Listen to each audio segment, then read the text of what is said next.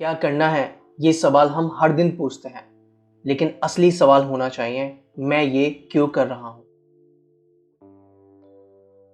Neuroplasticity का मतलब है आपका ब्रेन बदल सकता है, नए न्यूरल पाथवेज क्रिएट कर सकता है, लेकिन ये कब होता है?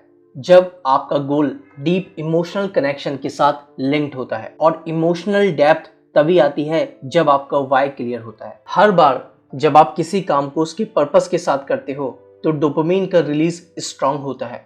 ये मोटिवेशन सिस्टम को एक्टिवेट करता है। इसका मतलब यही है, जब आप सिर्फ क्या और व्हाट पर काम करते हो तो ब्रेन उसे रूटीन टास्क जैसा ट्रीट करता है, लेकिन जब आप क्यों या वाई को डीपली फील करते हो तो वो ब्रेन को पर्पस के साथ रिवायर करता है, जिससे हमारा फोकस बढ़ता है, उस चीज में पैशन बनता है और रेजिलियंस क्रिएट होता है। साइकोलॉजी के हिसाब से अगर किसी इंसान को असली मोटिवेशन चाहिए तो उसका वाई क्लियर होना चाहिए। विक्टर फ्रैंकल जो एक साइकेट्रिस्ट है, वो कहते हैं he who has a why to live can bear almost any how.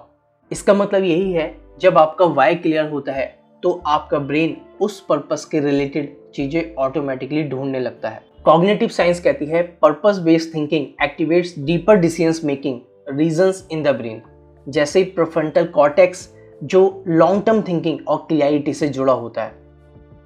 Spirituality हमेशा कहती है outer action are secondary, inner intention is primary. Bhagavad Gita के हिसाब से कर्म करो, लेकिन कर्म के पीछे का जो भाव है सबसे इंपॉर्टेंट। स्पिरिचुअल क्लियरिटी का मतलब है अपने एक्शन को हायर पर्पस से जोड़ना। जब आप व्हाट पर अटक जाते हो तो कंफ्यूजन बढ़ता है, लेकिन जब आप वाई पर फोकस करते हो तो ईगो डिसॉल्व होती है और क्लियरिटी आती है। मॉडर्न साइकेट्री कहती है पर्पस ड्रिवन लोगों में स्ट्रेस कम होता है, एंजाइटी मैनेजेबल होती है, रेजिलियंस ज्यादा होता है।